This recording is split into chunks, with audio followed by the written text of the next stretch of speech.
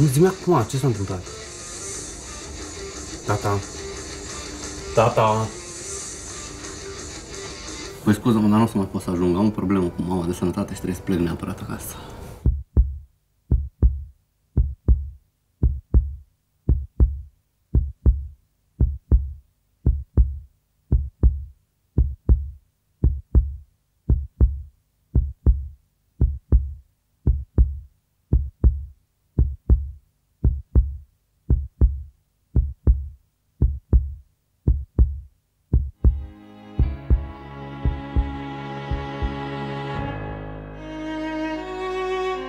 Accidente minore se întâmplă, drag Alex, nu e mare lucru să știi. Nu, luați cu draga Alex, pentru mine nu e minor, este major. Hai, nu s-a întâmplat nimic rău. Auzi, mamă, de ce nu vrei să vorbești cu mine la telefon când veneam pe tren?